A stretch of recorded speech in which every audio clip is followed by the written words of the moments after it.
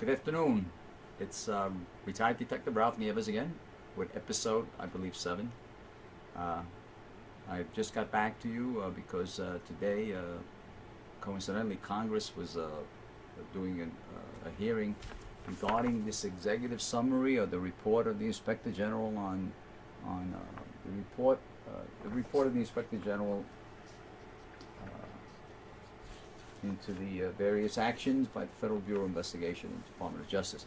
And it was on today. I encourage everybody out there, as I told you from the beginning, this is these episodes that I'm putting on is really generated and directed to the younger generation, because you guys will inherit everything, and you guys invented this technology that allows us all now to speak. And I encourage everybody to read that Inspector General's report. It is really a great document. It's a great book.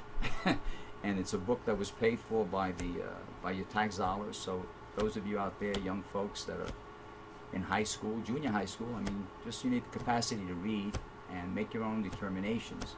And if you're one of these geeks that likes to look at the hearings on television, just be aware of the fact that listen to what they have to say, read the report that's provided. This report here, there's a lot of discussion going on, and they'll tell you all about what's going on. It was, like I said, this Horowitz should be given a medal, and if anything, it does prove one thing, that the Inspector General's the passage of the act that created his office is at least one good thing that's come out of it. Unfortunately, they don't have the ability to arrest and indict and stuff like that, and issue stuff like that.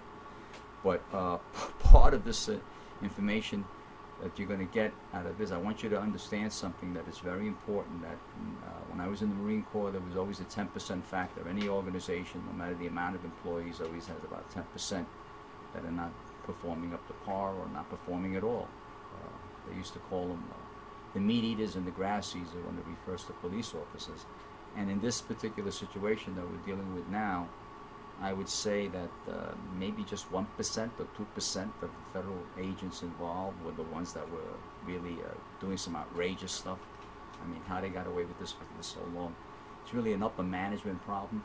But those guys out in the street making arrests and making collars are wonderful young men that allow us to continue living our lives in safety. So don't think that every FBI agent you run into or any prosecutor is of the type that we're hearing about in this Inspector General's report, because they're not. Most of them are good. This Agent Strzok and this Page and people like that, they're aberrations. I mean, real aberrations, to the point I'm really shocked that I could imagine what Strzok and Page must have felt like when they was first released. I would like to have been a fly on the wall when they were confronted by the investigators. Oh, by the way, all your conversations have been recorded.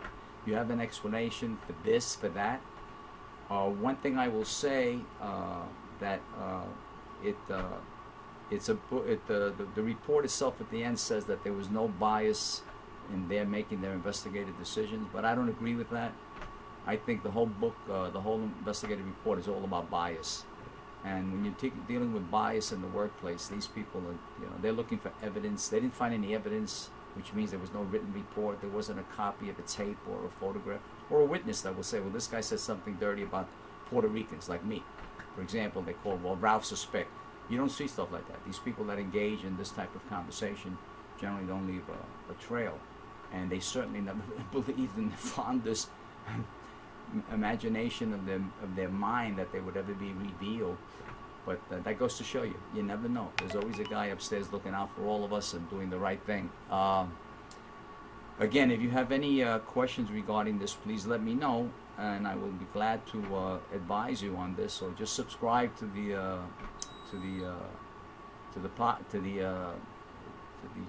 episode, and I'll get back to you.